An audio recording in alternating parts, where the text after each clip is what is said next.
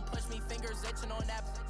Plotting on my come up, gotta watch stay at my nose. Long nights just to hit the studio. Now I'm eating steak and shrimp. I ain't eating sloppy Joe. Looking to the mirror, flexing now in his glow. Bust off like a welcome to the rodeo. I got tattoos on my face, I use that as motivation. I can never get a job, so for my dream. Hey everybody, it's the Coach, and this is Monday Night Football. All right, Coach. EA Sports coverage of the NFL brings us to the steel capital of the world, Pittsburgh, PA, at Heinz Field. Tonight, we finish off Week 6 with a good Monday nighter between the New York Jets and the Pittsburgh Steelers. And this will be a touchback as that sails over the end line. So now here comes the Jet offense as they get ready to take over. Commanding the offense will be the highly touted USC product, Sam Darnold. And coming off of an early season open week. And in this situation, what he told us when we sat down with him was he spent a lot of time working on fundamentals, kind of getting back to basics during that time, as opposed to having to worry about healing up or resting up. It's too early in the season. Get back to the basics, get his game going again. Here's the first carry for LaShawn McCoy. And he takes us up to the 40-yard line before being corralled. 15 yards is the pickup there, and the drive starting very nicely. First down. Well, one unit I know you want to watch is that offensive line. If they keep clearing holes like that, it could be a long night defensively.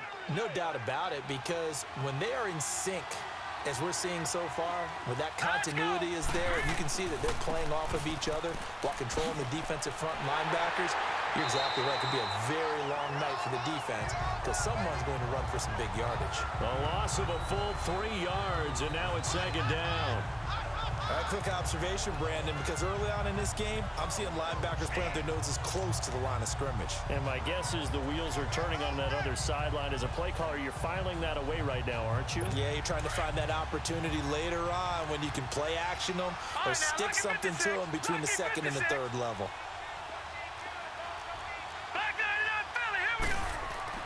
Now off the bootleg, Darnold. Herndon's got it complete. The reception good for 7. It's third down. So much goes into a successful play, doesn't it? How about that play action there, freezing the defense just enough to bring the tight end free downfield for the completion.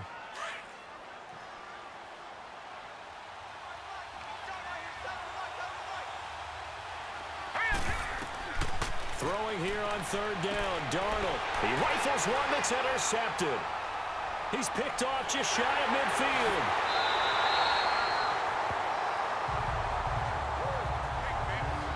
Certainly not how they envisioned ending their opening drive here in the first quarter. Too many ones in this play. First quarter, first drive, first interception thrown. And that last one, that hurts.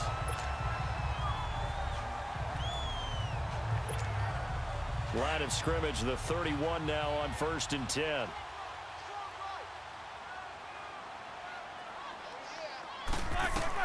After the interception, here's Roethlisberger.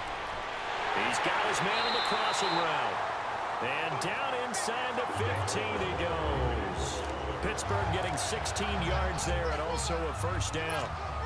And connection number 1 there on the game, Roethlisberger to Boney Tony. Antonio Brown, that's what his high school teammates used to call him. I wonder what they would call him now. More muscular, more successful Boney Tony Brown, right? I'd say you're probably right. It may be all of that. And oh, his first carry, he loses the football. But it looked like the Steelers were able to recover, and they will indeed hold on to the ball. And before this second down play, we'll get a whistle, a signal, and a timeout. They'll have 2 remaining as we step aside here in this first quarter.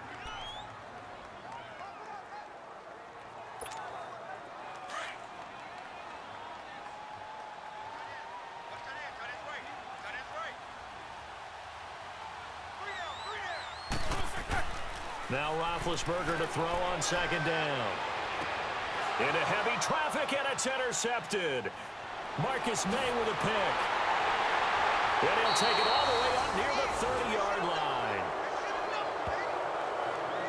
They told us repeatedly earlier in the week in our meetings, we need some plays from our defense here on the road early. They got one. And don't think they were above all week long pointing out to their defense that the other defense is rated higher than them.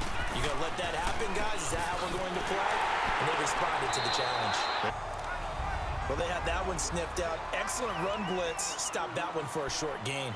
What makes a good run blitz a good run blitz? The ability to stay on task, to follow up your assignment, go to the gap you're supposed to cover, and not be deterred by anything else. They'll run it now out of the gun. And he'll slip his way up across the 30 to the 32. Cameron Hayward in on the tackle. Now a look at the defensive starters here for the Steelers. They were very strong last week in that win over Cleveland. They held them to just 7 points, and in reviewing the game tape, I'm wondering how they got the 7. I actually wrote a note to myself. How did they even score? The way they were playing, absolutely dominating on their side of the ball.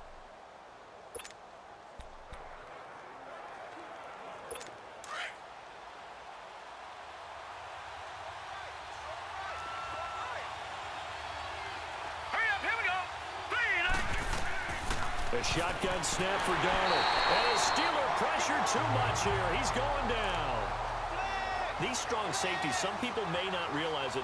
It's really like an extra linebacker, right? It really is, because they're hybrids. Half linebacker, half defensive back. The linebacker in him on that play emerged.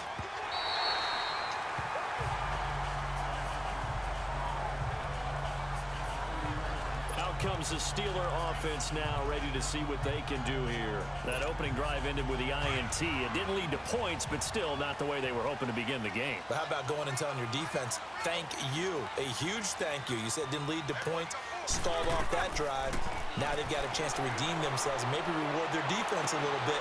Into a double team, and it's intercepted. Picked off by Jamal Adams. And he works free. Refusing to go down. And a terrific return as he brings this one all the way back to the 30. So that's back-to-back drives where they've thrown an interception. Ordinarily, we look at the offense and say, what's going on with your scheme? Maybe we should look at the defense and just give them a whole lot of credit. They've got them frustrated right now. All right, here we go. After the interception, here's Darnold. Got a man over the middle. It's Williams. And he'll go down here right around the 23-yard line. Facing a 2nd and 2 after that last catch, good for 8 yards. Here we go now. Green 39. And now whistles and a flag, and I think we got a jump here. Neutral zone infraction, defense.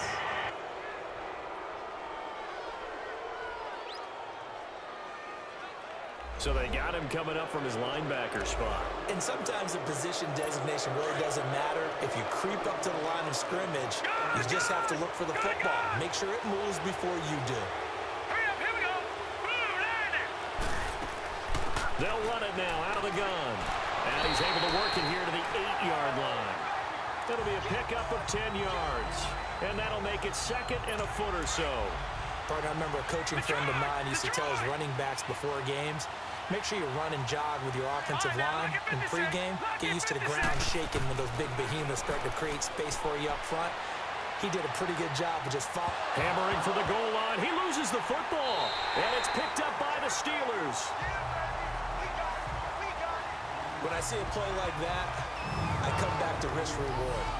I don't know about you, but is it worth it at that point, whatever you're going to pick up, to either take the hit, and in this case, lose the football? So, should have gone down. I mean, hindsight's always 20/20, but that's the safe play. You're exactly right. Hindsight's really never wrong, is it? Because you can analyze it, but I think ultimately you got to look at it as a first option, taking care of the ball, getting what you can, and that's it. Don't worry about it anymore. It's a pickup of 4, and it'll bring up 2nd down. Well, they did throw interceptions on their last 2 drives, so no surprise at all they decided to start it with a running play. I'm actually a little bit surprised, though, that they got as much out of it as they did. Yeah, decent little gain. Puts them in a pretty good spot for 2nd down. They'll run it with Bell. And able to get it across the 20 before they get to him. That one good for 14 yards and a Steeler first. Exactly what they needed right there, because they needed to use the ground game to take some. Back with Charles Davis, Brandon Gaudin. It's Steeler football to begin quarter number 2, and they've got it here with a first down.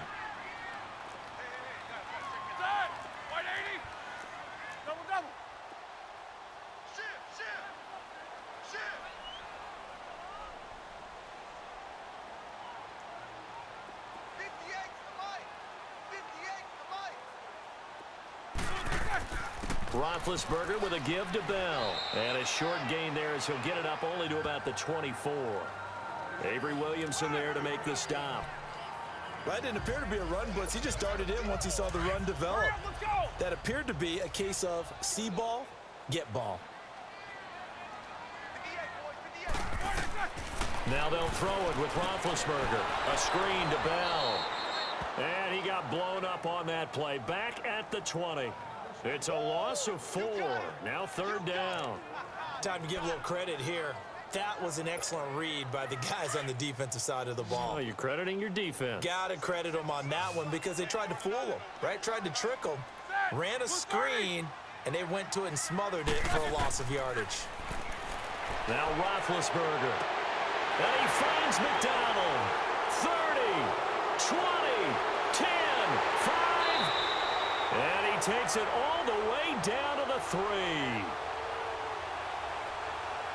Holding offense. Umpire threw the flag, usually always indicates holding, and that's what we've got. And you know, depending on their positioning, where you are on the field, the umpires get different responsibilities, but always, always making sure no one's holding.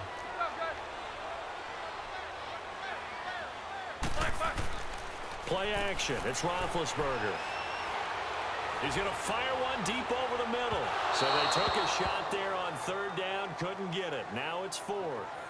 Well, we quit counting yardage on that one, didn't we? That was truly third and a mile, wasn't it? It was. I thought they might just go underneath, but they didn't. They wanted to get the first down there. Yeah, they tried to pick up the huge chunk unsuccessfully. I'm with you. I would have tried to take some yardage just to gain some field position. Here we go on fourth down with Roethlisberger. And that is caught. He's got his running back downfield. And way up past the 35 before he's taken down. Hey, nothing to see here. Just your standard fourth down gain of 28 yards. And the drive keeps going. Clock running, under 4 to play now as they come up on 1st and 10.